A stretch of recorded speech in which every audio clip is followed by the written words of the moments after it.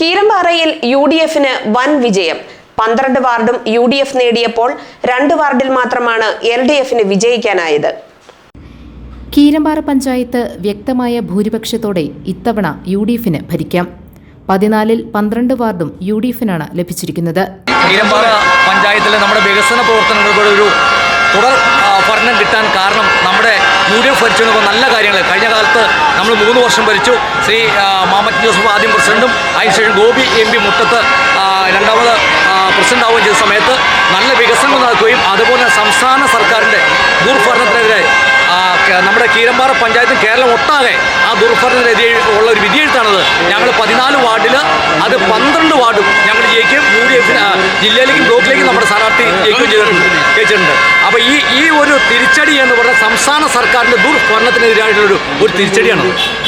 6-ാം വാർഡിൽ മനോജ് മത്തായിയും 14-ാം വാർഡിൽ ജിജോ ആന്റണിയുമാണ് LDFിൽ നിന്ന് വിജയിച്ചത്. സിറ്റിംഗ് പ്രസിഡന്റ് UDFിലെ ഗോപി മുട്ടത്ത് 9-ാം വാർഡിൽ വിജയിച്ചു.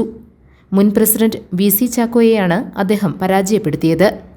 TK കല 2-ാം വാർഡ്, ബിന്ദു പൗലോസ് 3-ാം ward, Reena Joshi 4, MC Ayyappan 5, Biju Cheriyan 7, Annie Cheriyan 8, Binoy C Pullan 10, Tessy Monachan 11, Arun T Joy 12, KP Mary 13 എന്നിവരാണ് UDFിൽ നിന്ന് വിജയിച്ച മറ്റുള്ളവർ. സിറ്റിംഗ് മെമ്പർമാരായ അൽഫോൺസ സാജു, VK വർഗീസ് എന്നിവരും പരാജയപ്പെട്ടവരിൽ ഉണ്ട്. GTV news, Keerampara.